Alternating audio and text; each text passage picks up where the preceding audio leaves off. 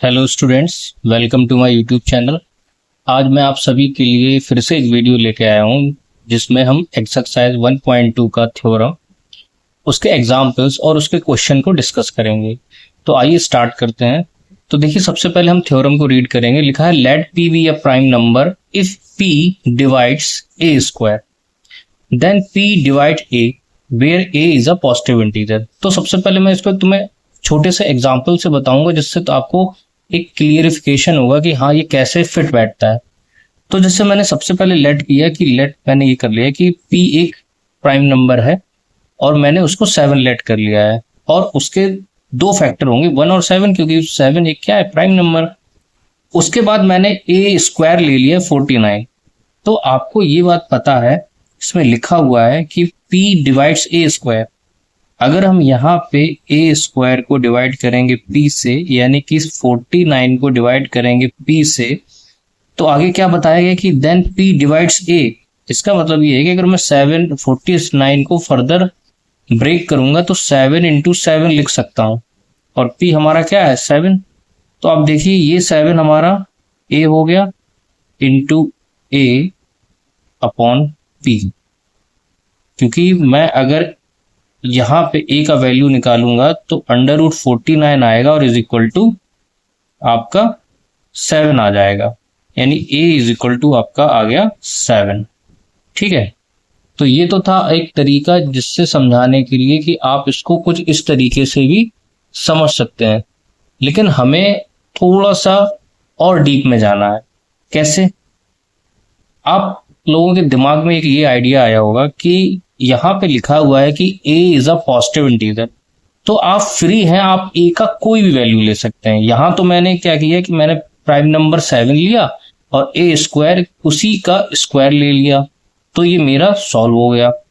लेकिन आप फ्री हैं, आप a का वैल्यू कुछ भी ले सकते हैं। यानी आप a का वैल्यू पॉजिटिव इंटीजर है तो आप 1 भी ले सकते हैं, 2 भी ले सकते हैं, 3 भी ले सकते हैं, 4 भी ले सकते हैं, 5 भी ले सकते हैं, 6, 7, 8, 9, 10। यहां पर मैं आपको स्टार्टिंग के 10 पॉजिटिव इंटीजर लेके दिखाऊंगा कैसे होगा ये, और साथ में ये भी डिसाइड करेंगे कि कैसे पी डिवाइड करेगा। आप गैस करिए कि 1 to 10 में जितने भी पॉजिटिव इंटीजर हैं इसमें से प्राइम कितने हैं। मैंने प्राइम देखा, ये 2 है, 3 है, 5 है, 7 है। बाकी के सारे कंपोजिट हैं एक्सेप्ट 1। 1 ना ही आपका प्राइम है ना ही आपका कंपोजिट होगा, इसलिए हम 1 को छोड़ देते हैं। अब आप फ्री हैं, आप किसी भी नंबर को ले सकते हैं। जैसे मैंने a का वैल्यू लिया 2, तो a स्क्वायर हो जाएगा 4। मैंने a का वैल्यू लिया 3, तो a स्क्वायर का वैल्यू हो जाएगा 9। मैंने a का वैल्यू लिया 4, तो a स्क्वायर हो जाएगा 16। मैंने a का वैल्यू लिया 5, तो a स्क्वायर हो जाएगा 25। मैंने a का वैल्यू लिया 6, तो a स्क्वायर हो जाएगा 36। मैंने a का वैल्यू लिया 7, तो a स्क्वायर का वैल्यू हो जाएगा 49। मैंने a का वैल्यू लिया 8, तो a स्क्वायर का वैल्यू हो जाएगा 64। मैंने a का वैल्यू लिया 9, तो a स्क्वायर का वैल्यू हो जाएगा 81। मैंने a का वैल्यू लिया 10, तो a स्क्वायर का वैल्यू हो जाएगा 100।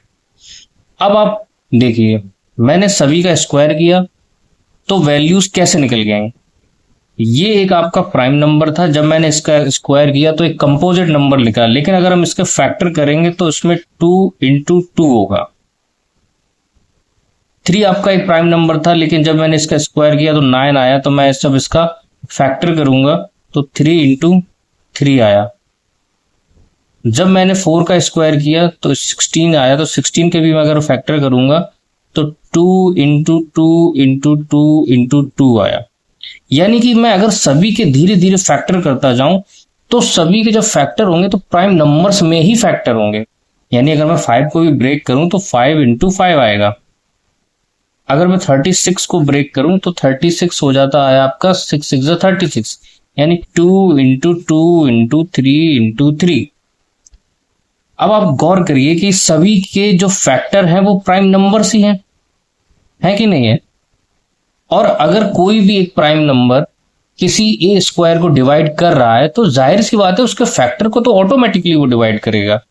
आप कोई भी एक प्राइम नंबर, आप कोई भी एक इंटीजर ले लो, जैसे मैंने आप यहाँ पे मैंने ले लिया 9 ले लिया मैंने, और मैंने एक प्राइम नंबर ले लिया। अब 9 को जो डिवाइड करेगा प्राइम नंबर, ऑब्वियस सी बात है 3 ही होगा। ऐसा तो नहीं है कि वो आपका प्राइम नंबर 5 निकल के आ जाए जो 9 को डिवाइड करेगा। तो अगर 3 होगा तो जाहिर सी बात है जब मैंने 3 के किसी फैक्टर 9 के किसी फैक्टर को ही डिवाइड करने को बोला है 3 को, तो ऑटोमेटिकली 9 के फैक्टर 3 इंटू 3 ही होंगे, तो वो ऑटोमेटिक 3 उस 3 को डिवाइड कर ही देगा। ठीक है, आपके एनसीईआरटी में पी के फॉर्मेट में दे रखा है, तो हो सकता है आपको ऐसे समझ में ना आया होगा, लेकिन आई होप आपको इस तरीके से समझ में आया होगा कि अगर हम किसी भी प्राइम नंबर का फैक्टर करते हैं तो प्राइम नंबर्स में ही प्रोडक्ट में लिखते हैं फंडामेंटल थ्योरम ऑफ अर्थमेटिक का यूज करके, और किसी कंपोजिट नंबर के भी फैक्टर करते हैं तो भी वो प्राइम नंबर के फैक्टराइजेशन में ही आते हैं, उनको भी हम फंडामेंटल थ्योरम ऑफ अर्थमेटिक के रूप में ही करते हैं। तो वहां पे प्रोडक्ट किसका होता है? Prime number. तो ऑब्वियस सी बात है चाहे कंपोजिट नंबर का आप स्क्वायर करो चाहे आप प्राइम नंबर का स्क्वायर करो, जो उसके फैक्टर्स होंगे वो तो प्राइम ही होंगे। अब आप जैसे देखिए यहाँ पे 6 एक कंपोजिट नंबर है, लेकिन आप यहाँ पे देखिए इसके फैक्टर देखिए, दोनों ही फैक्टर इसके कैसे हैं? प्राइम। 2 और 3 दोनों प्राइम है। अब आप किसी प्राइम नंबर का ही स्क्वायर देखिए, जैसे 3 एक प्राइम है, उसका स्क्वायर मैंने 9 किया, तो लेकिन 9 के भी फैक्टर देखिए प्राइम ही है। तो इसका मतलब आप चाहे प्राइम का स्क्वायर करिए या कंपोजिट का स्क्वायर करिए, लेकिन उन दोनों के स्क्वायर को जब हम फैक्टर करके डिवाइड करेंगे तो कोई ना कोई प्राइम नंबर उसको कट कर ही देगा। इसलिए यहाँ पे लिखा हुआ है कि आप कोई भी ए जो है पॉजिटिव इंटीजर, आप उसको कुछ भी ले लो और उसके स्क्वायर को अगर पी डिवाइड कर रहा है, यानी कोई भी प्राइम नंबर डिवाइड कर रहा है, तो ऑब्वियस सी बात है ए स्क्वायर का फैक्टर ए ही होता है। अगर कोई फर्दर मुझसे ये बोले कि आप ये बताओ स्क्वायर के फैक्टर क्या होंगे, तो ए इंटू ए, तो उसका मतलब ये है कि ये कोई ना कोई प्राइम नंबर से कट हो ही जाएगा। आई होप आपको इतना डिटेल में समझ में आया होगा। अगर नहीं आता तो आप मुझे कमेंट बॉक्स में बताइएगा, तो मैं इसको फिर से एक बार से बता दूंगा। आइए नेक्स्ट आगे बढ़ते हैं। नेक्स्ट है आपका question, prove that √3 is a irrational number. तो जैसा कि आपने क्लास 9th में देखा होगा, इर्रेशनल नंबर जो होता है √2, √3, √5, ये आपको नंबर लाइन पे रिप्रेजेंट करने को आएंगे, लेकिन यहाँ पे आपको √3 प्रूव करना है कि इर्रेशनल है। हम यहाँ पे क्या करेंगे, हम √3 को इसके अपोजिट एज्यूम कर लेंगे। तो मैं सबसे पहले क्या करूंगा, मैं इसको एज्यूम कर लूंगा और इसको अपोजिट एज्यूम करूंगा। लिखेंगे let √3 is a rational number. तो रेशनल नंबर की डेफिनेशन क्या थी? रेशनल नंबर की डेफिनेशन ये थी कि आप P/Q के फॉर्मेट में जब लिखते हैं तो वहां पर P/Q लिखा जाता है, साथ ही P और Q इंटीजर्स होते हैं और Q हमारा 0 के बराबर नहीं होता है। तो हम भी लिखेंगे √3 is equal to P/Q where P and Q are integers. मुझे यहाँ पे इंटीजर्स लिखना चाहिए था, लेकिन मैं यहाँ इंटीजर्स नहीं लिखूंगा, मैं यहाँ पे लिखूंगा P एंड Q आर को प्राइम्स। अब आप मेरा पहला लेक्चर याद करिए, मैंने उसमें आपसे क्या बोला था कि जितने भी प्राइम नंबर्स का सेट होता है वो आपस में को प्राइम होता है, और जितने भी कंपोजिट नंबर का सेट होता है तो वो भी आपका को प्राइम का सेट बन सकता है। तो ऑब्वियस सी बात है कि अगर इंटीजर्स हैं तो उसमें कहीं ना कहीं प्राइम नंबर्स के भी सेट होंगे। तो यहाँ पे मैंने गैस कर लिया कि जो P और Q इंटीजर्स हैं तो वो इंटीजर्स कोई ना कोई प्राइम नंबर्स ही होंगे। ठीक है, तो मैंने यहाँ पे लेट किया P and Q are coprime, जहां पर where Q is not equal to 0, तो Q हमारा 0 के बराबर नहीं होगा। अब हम क्या करेंगे, इसका क्रॉस मल्टीप्लीकेशन करेंगे, तो Q√3 is equal to Q। अब हम क्या करेंगे, स्क्वायर कर देंगे, स्क्वायरिंग बोथ साइड। जब मैंने स्क्वायर किया दोनों साइड तो आया Q square into 3 is equal to P square. अब आप यहाँ पे देखेंगे कि जो ये P स्क्वायर है इसको 3 डिवाइड कर रहा है। अगर मैं 3 को यहाँ ट्रांसपोजिंग मेथड से ट्रांसफर करूं इक्वल टू के उस साइड, तो यहाँ मल्टीपल में वहां 3 में जाएगा, यानी कि क्या मैं इसको ऐसे लिख सकता हूं पी स्क्वायर अपॉन 3।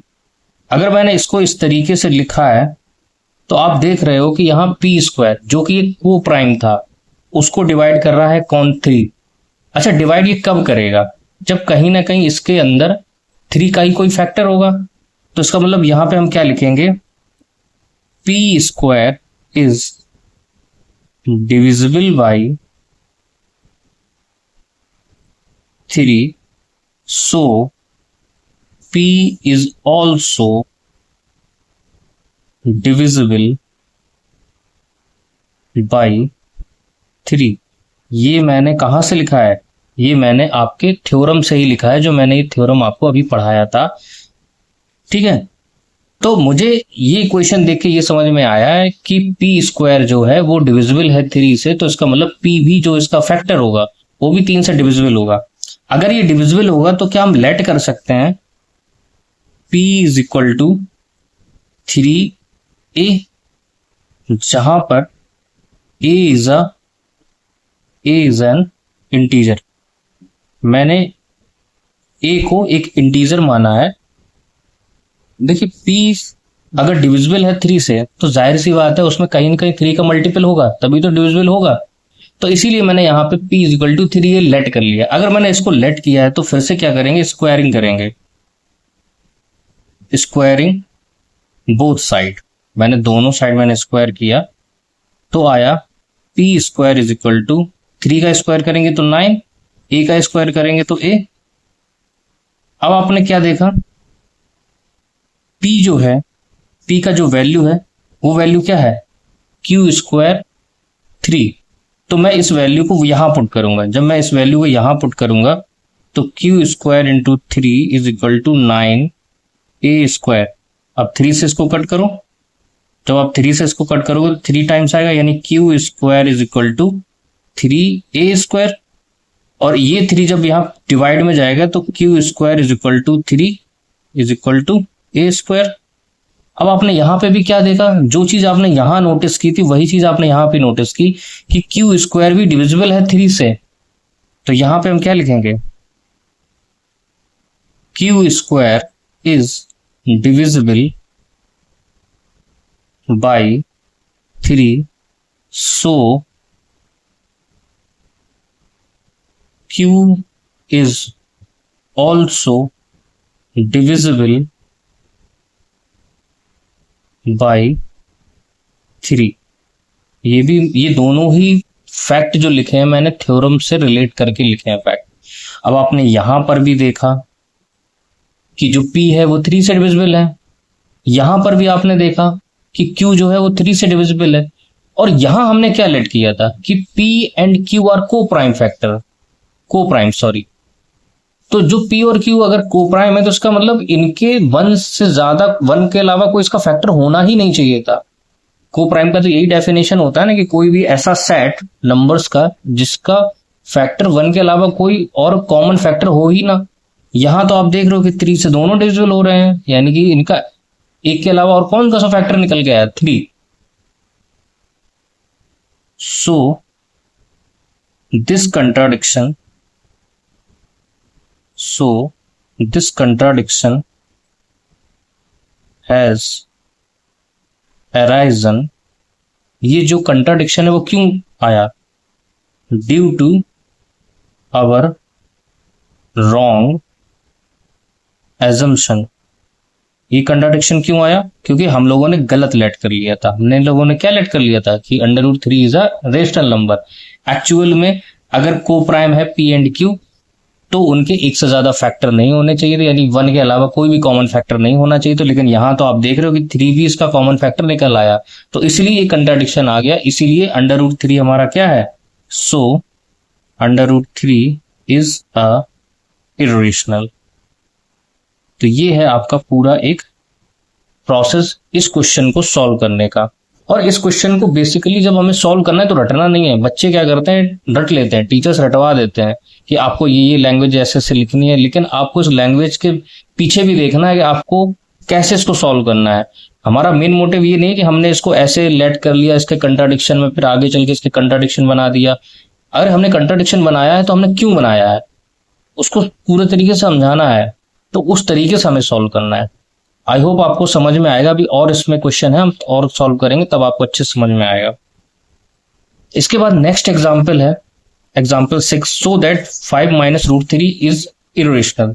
तो वही सेम प्रोसेस, हम क्या करेंगे, हम इसको लेट कर लेंगे, let 5 minus under root three is rational. हमने लेट कर लिया कि 5 माइनस अंडर रूट थ्री क्या है, एक रेशनल है। अगर ये रेशनल है तो फिर 5 minus under root three is equal to A upon B हम लिख सकते हैं, इसे फ्रैक्शन के फॉर्म में लिख सकते हैं, क्योंकि रेशनल का मीनिंग क्या होता है, पी अपॉन क्यू या ए अपॉन बी के रूप में लिखा होना चाहिए। वेयर ए एंड बी क्या होंगे, आर को प्राइम्स। ए एंड बी क्या होंगे, coprimes, and B is not equal to 0। इसके बाद हम क्या करेंगे, इस माइनस अंडर रूट थ्री को वहां ले जाएंगे और इसको यहां ले आएंगे, यानी 5 minus A upon B is equal to under root three. इसको सॉल्व करेंगे तो ये आएगा बी, तो ये हो जाएगा 5b minus A is equal to under root three. अब आप यहां पे क्या देख रहे हैं, if 5b minus A upon B is in the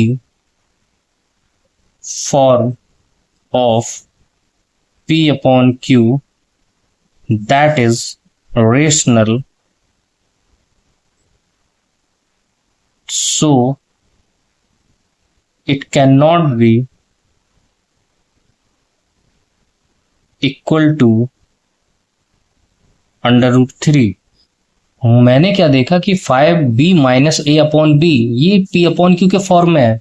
देखिए, क्या मैं इसको p नहीं मान सकता हूं, क्या मैं इसको q नहीं मान सकता हूं? तो अगर ये p अपॉन क्यू के फॉर्मेट में है और p अपॉन क्यू का फॉर्मेट क्या होता है, रेशनल होता है, तो ये अंडर रूट थ्री के इक्वल नहीं हो सकता है। क्यों नहीं हो सकता है? Because under root three is irrational. तो अंडर रूट थ्री क्या है, एक इरेशनल है।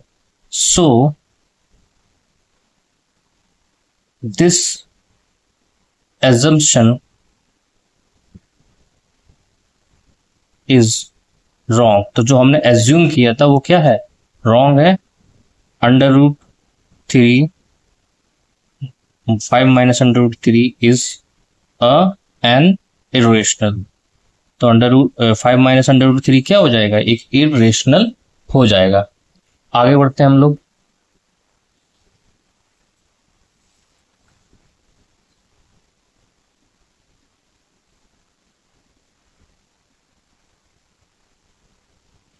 एग्जाम्पल 7 में देखिए क्या लिखा है, so that 3 root two is an irrational.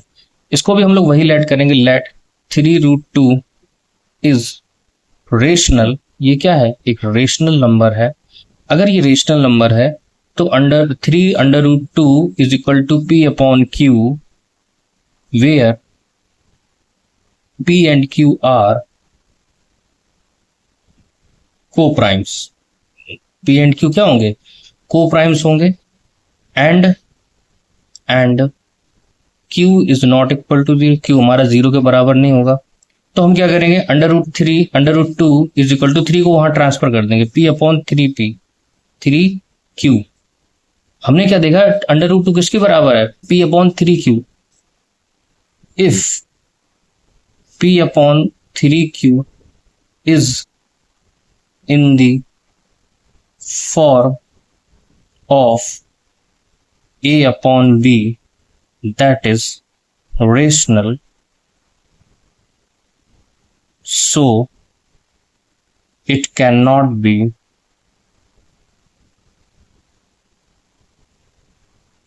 equal to under root two. हमने क्या देखा, P अपॉन 3Q किसके फॉर्म में, A अपॉन बी, और A अपॉन बी किसका फॉर्मेट होता है, रेशनल का। तो ये जो लिखा हुआ है, it can not be equal to under root two. क्यों नहीं होगा, because under root two is irrational. क्यों नहीं होगा, क्योंकि अंडर रूट टू क्या है, एक इरेशनल है।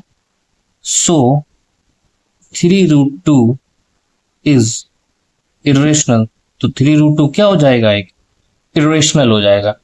आई होप आपको एग्जाम्पल सारे समझ में आएंगे। आइए स्टार्ट करते हैं एक्सरसाइज 1.2। एक्सरसाइज 1.2 में ये क्वेश्चन हमको सॉल्व करना है और आप इसको टिक कर लीजिए, ये इंपॉर्टेंट क्वेश्चन है। इसके साथ ही साथ इंपॉर्टेंट में आपके दो क्वेश्चन और हो जाएंगे, √2 और √3। √3 मैंने अभी एग्जाम्पल में सॉल्व कराया है, √5 में आपको अभी यहीं सॉल्व करा दूंगा। √2 आपको होमवर्क में करना है ठीक इसी तरीके से, तो दो मैं करा रहा हूं आपको, बाकी एक आपको करना है। इसको भी हम क्या करेंगे, लेट कर लेंगे। Let √5 is rational.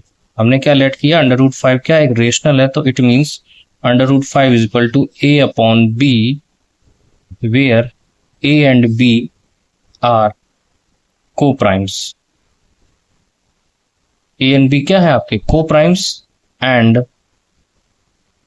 b is not equal to 0। b हमारा क्या है, 0 के बराबर नहीं होगा। हम क्या करेंगे, इसको फिर से क्रॉस मल्टीप्लाई करेंगे, तो b√5 is equal to a, square करेंगे, स्क्वायरिंग बोथ साइड, दोनों साइड स्क्वायर करेंगे। जब स्क्वायर करेंगे तो ये हो जाएगा b स्क्वायर, और √5 का करेंगे तो 5, a का करेंगे तो a स्क्वायर। अब अगर हम 5 को यहां ट्रांसफर करेंगे तो हमने क्या देखा कि जो a स्क्वायर है, a square is divisible by 5। अगर a स्क्वायर 5 से डिविजिबल है, it means so a is also divisible by 5। तो अकॉर्डिंग टू द थ्योरम, अगर a स्क्वायर डिविजिबल है 5 से, तो a भी हमारा क्या होगा, डिविजिबल होगा 5 से। इसमें कोई दो राय नहीं है। इसके बाद हम लोग क्या करेंगे, लेट कर लेंगे। लेट क्या करेंगे, हमने देखा कि a स्क्वायर किससे डिविजिबल है, 5 से, यानी कि ये 5 से तभी डिविजिबल होगा जब इसमें कोई ना कोई 5 का मल्टीपल होगा। तो हम क्या करेंगे, a is equal to let कर लेंगे 5p, और यहां पे p क्या है, p is an integer. p हमारा क्या होगा, एक इंटीजर होगा। अगर ये 5p लिखा हुआ है, ये 5p हमने इसी बेस पे लिखा हुआ है कि जब यहाँ पे a स्क्वायर 5 से डिविजिबल हो रहा है, तो कहीं ना कहीं a स्क्वायर में 5 का मल्टीपल होगा। हम क्या करेंगे, इसमें स्क्वायर कर देंगे, फिर से स्क्वायरिंग बोथ साइड। मैंने स्क्वायर किया तो आया a square is equal to 25p square. अब मैं यहाँ पे a स्क्वायर का वैल्यू पुट करूंगा। a स्क्वायर का वैल्यू आपके सामने ये रखा हुआ क्या है, 5b square is equal to 25p square. 5 से कट करेंगे तो हो जाएगा b square is equal to 5p square. अब यहां पे इस 5 को ट्रांसफर जब करेंगे तो हो जाएगा b square upon 5 is equal to b square. तो यहां पे आपने क्या देखा कि b स्क्वायर भी किससे डिविजिबल हो रहा है, 5 से। It means b square is divisible by 5, so b is also divisible by 5।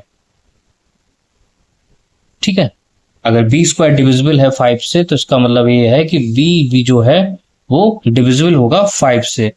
अब आप देखिए कि दोनों ही बातें जो लिखी हुई हैं, ये कंट्राडिक्शन लिखी हुई हैं। कैसे, यहां हमने लेट किया था कि a और b क्या है, को प्राइम, यानी a और b के का जो कॉमन फैक्टर होगा वो 1 होगा, 1 के अलावा कोई नहीं होगा। लेकिन यहां पे देखो, यहां पे a का कॉमन फैक्टर क्या हो गया, 5, और यहां पे भी b का कॉमन फैक्टर क्या हो गया, 5, यानी दोनों का ही कॉमन फैक्टर क्या निकल के आया, 5। यानी कि a 5 से भी डिवाइड हो रहा है, यहाँ 1 से तो डिवाइड हो ही रहा था, यहाँ हमने क्या देखा कि ये 5 से भी डिविजिबल हो रहा है। इसका मतलब जो हमने अभी लैंग्वेज लिखी थी वही लैंग्वेज हमें फिर से लिखनी है। क्या लिखना है, यहाँ पे लैंग्वेज लिखेंगे हम लोग, this contradiction has arisen due to our wrong assumption, ये कंट्राडिक्शन क्यों आया? क्योंकि हमने गलत लेट कर लिया था। मैंने क्या लेट किया था कि अंडर रूट 5 एक रेशनल है, लेकिन हमने गलत लेट किया, तो so under root 5 is irrational. तो इससे हमें क्या प्रूव करने को हो गया कि अंडर रूट 5 हमारा क्या है, एक इरेशनल है। आगे बढ़ते हैं क्वेश्चन नंबर 2 में। क्वेश्चन नंबर 2 में लिखा है prove that 3 + 2 root 5 is an irrational. वही सेम प्रोसेस लेट करेंगे, लेट 3 + 2 रूट 5 इज रेशनल। अगर ये रेशनल है तो इसका मतलब 3 + 2 root 5 is equal to P upon Q। अगर ये P अपॉन Q है तो इसको ट्रांसफर करो जरा बेटा, 2 root 5 is equal to P upon Q minus 3। उसके बाद हम इसका एलसीएम लेंगे तो हो जाएगा P minus 3Q upon Q, P minus 3Q upon Q। और इस 2 को भी ट्रांसफर करेंगे तो under root 5 is equal to P minus 3Q upon 2Q। Okay, अब आपने यहां पे क्या देखा? यहां पे आपने देखा कि अंडर रूट 5 एक इरेशनल है और ये हमारा P अपॉन Q के फॉर्मेट में लिखा है। If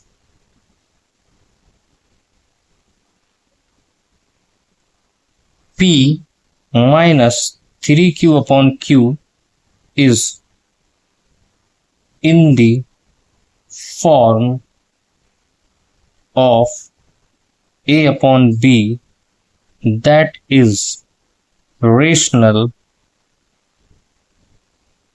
so it cannot be equal to under root 5 because under root 5 is irrational। Under root 5 क्या है? इरेशनल है। और ये बात तो हमने अभी ऊपर भी प्रूव की है कि अंडर रूट 5 क्या है? रेशनल। तो इसका आंसर क्या हो जाएगा? सो 3 + 2 रूट 5 इज इरेशनल। अच्छा, आपने कभी शायद सोचा हो क्लास 9 में, अगर थोड़ा डीपली पढ़ा हो, आपने देखा होगा चैप्टर 1 में ही ये बात लिखी हुई थी कि आप किसी रेशनल में अगर आप कोई भी रेशनल या इरेशनल ऐड करते हैं, सब्ट्रैक्ट करते हैं, तो रिजल्ट हमेशा क्या आता है? हमारा इरेशनल ही आता है। तो बस ये वही चीज है, वही चीज हम इनको प्रूव कर रहे हैं यहाँ पे। बस हम क्या करते हैं, कभी कभी उन चीजों को रिमाइंड नहीं करते हैं और वही आगे चल के एक थ्रेड बन जाता है पूरा कि 9th में जो है वो 10th से रिलेट करेगा। ठीक है, क्वेश्चन नंबर 3 पे। क्वेश्चन नंबर 3 में लिखा हुआ है prove that the following are irrational. हमें प्रूव करना है तो इसको भी लेट कर लेंगे, लेट 1 अपॉन रूट 2 इज रेशनल। हमने जब इसको रेशनल लेट किया तो 1 अपॉन रूट 2 क्या हो गया? A upon B। और यहां पे लिखेंगे A एंड B क्या है? आर को प्राइम्स। ये लैंग्वेज हमको सभी में लिखनी है। And B is not equal to 0। B हमारा 0 के बराबर नहीं होना चाहिए। अब देखिए, ये रेसिप्रोकल में अगर मुझे इस रेसिप्रोकल को हटाना है, क्या करेंगे? हम इसको 1 से दोनों इक्वेशन को, पूरी इक्वेशन को 1 से डिवाइड कर देंगे। अगर 1 से डिवाइड करेंगे, इसका ही रेसिप्रोकल कर देंगे, तो हो जाएगा under root 2 is equal to B upon A। तो ये तो आप देख ही रहे होंगे। तो अभी आपने इसमें क्या देखा कि B अपॉन A या A अपॉन B, हम ये क्या है? ये रेशनल है और ये किसके बराबर है? अंडर रूट 2 के। लेकिन अंडर रूट 2 क्या है? एक इरेशनल है। Here B upon A is a rational value and under root 2 is irrational। और अंडर रूट 2 क्या है? Rational. So under root 2 is not equal to B upon A, यानी कि under root 2 is not equal to B upon A। इसका मतलब क्या हुआ? Under root 2 is an irrational। और अगर अंडर रूट 2 इरेशनल है तो 1 अपॉन अंडर रूट 2 इसका भी रेसिप्रोकल करेंगे तो वो भी क्या हो जाएगा? एक इरेशनल हो जाएगा। ओके, इसके बाद सेम क्वेश्चन, इसको भी लेट कर लेंगे, लेट 7√5 इज रेशनल। अच्छा, मैं लैंग्वेज को आगे नहीं लिखूंगा, आप लैंग्वेज सेम वही लिख सकते हैं। तो 7/5 को हम लिख लेंगे a/b, 7 को वहां ट्रांसफर करेंगे तो √5 इज इक्वल टू a/7b। यहां पे भी वही सेम लैंग्वेज है कि a/7b क्या है, एक रेशनल है, a/7b is a rational value and √5 is irrational। √5 क्या है, एक irrational है, so √5 is not equal to a/7b। तो √5 किसके इक्वल नहीं है, a/7b, so 7√5 is irrational। तो 7√5 क्या हो जाएगा आपका, irrational होगा। यहां आपको लैंग्वेज लिखनी है जो मैंने छोड़ दी है। इसके बाद आते हैं इसका थर्ड पार्ट, 6 + √2, इसको भी लेट कर लेंगे, लेट 6 + √2 is रेशनल। अगर ये रेशनल है तो आप क्या लिखेंगे, 6 + √2 इज इक्वल टू a/b। आपको यहाँ पे वही सेम लैंग्वेज लिखनी है, मैं लिखूंगा नहीं यहाँ पे। तो 6 को हम वहां ट्रांसफर करेंगे तो a/b -6, तो √2 इज इक्वल टू, ये b हो जाएगा तो a -6b। तो आपको वही सेम चीज लिखनी है, a -6b/b is a rational value and √2 is irrational. और √2 क्या है, एक इरेशनल है, so √2 is not equal to a -6b/b, hence 6 + √2 is irrational। तो आई होप आपको ये सारे एग्जाम्पल्स, थ्योरम और क्वेश्चंस सभी समझ में आएंगे।